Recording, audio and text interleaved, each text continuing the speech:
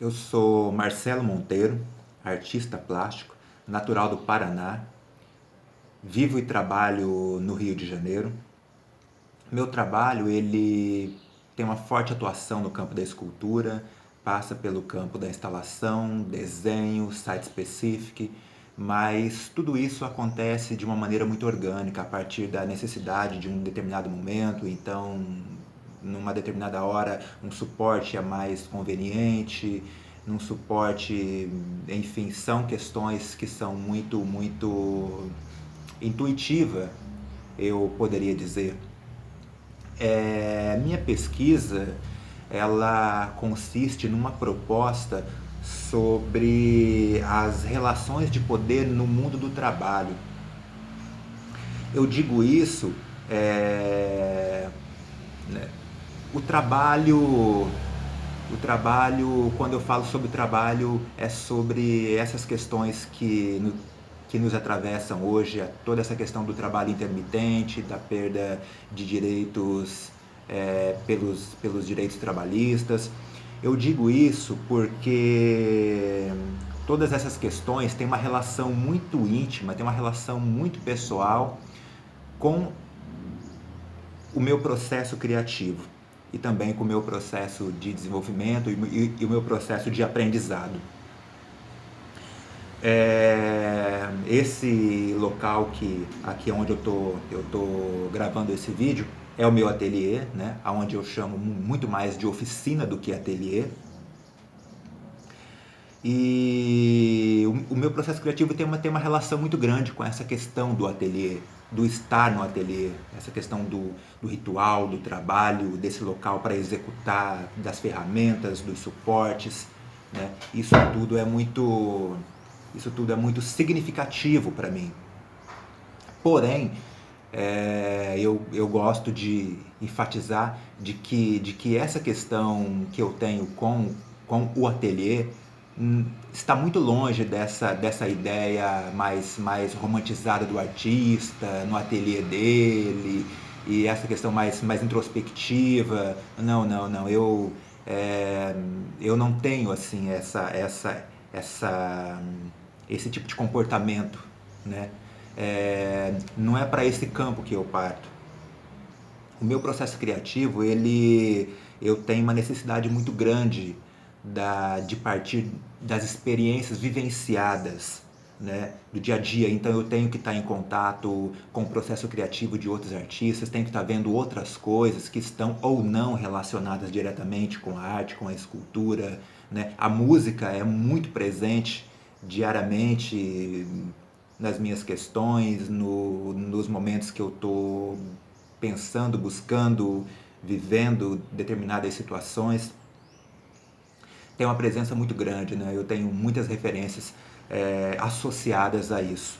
Principalmente na hora que eu estou executando os trabalhos, são questões que sempre né, atravessa os momentos de reflexão. E tenho assim essa necessidade pela busca pela diversidade, né? E até mesmo porque o meu trabalho ele tem muito essa questão da técnica, essa questão do fazer artístico. Isso está muito presente cotidianamente nos trabalhos que desenvolvo, nas propostas, nos suportes, porque toda essa questão da técnica, a escolha do material, isso tudo está estritamente relacionado com a maneira como eu aprendi a desenvolver as peças que eu desenvolvo hoje. Por isso que eu sempre enfatizo que a escolha do material tem um significado muito forte e potente, né, na construção da minha poética. Porque o processo de aprendizado está relacionado com esses materiais, que são, por exemplo, a madeira, né, a composição da forma, a construção da forma, a maneira como eu aprendi a desenvolver essas formas, os materiais que são industrializados, os materiais que eu utilizo têm um significado muito forte para mim, enquanto um ex-metalúrgico que trabalhou em fábricas, metalurgias, siderurgias, tal, e tudo mais, né? Desde 2018 eu venho trabalhando em uma série que chama, duas séries que chama Sob Pressão e Sob Tensão, onde eu utilizo muitos materiais como mola, puxadores, né? Coisas que possibilitem, né? Que eu possa trabalhar com essa tensão, que eu possa trabalhar pressionando. Isso aqui é um grampo, ou alguns conhecem também como sargento, né? E eu tenho uma necessidade muito grande de interferir nesse material, interferir de maneira bem cirúrgica mesmo, mas eu gosto de interferir de uma maneira com que esse material não perca as suas características. O metal, ele continua sendo metal, ele continua sendo um grampo, porém como parte de uma ideia maior, né? A madeira, normalmente eu utilizo muito madeira de demolição, que resulta de árvores caídas, coisas que a gente ganha, acha pela rua, é assim que funciona. E então eu desenvolvo formas na madeira através da técnica de escultura mesmo, lapidação, máquinas, serra, o formão, as goivas. Utilizando essas ferramentas, eu interfiro muito nesse material, mas valorizando a característica do material. É muito importante respeitar a característica do material. A madeira não pode deixar de dizer o que ela tem para dizer através do trabalho, né? As características da madeira, como por exemplo a cor, a textura, as rachaduras, o cheiro, a densidade da madeira, tudo isso compõe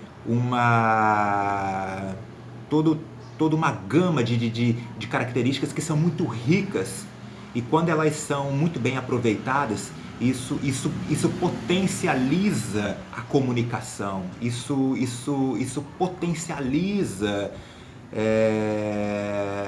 uma determinada informação. Então eu priorizo demais para que o material,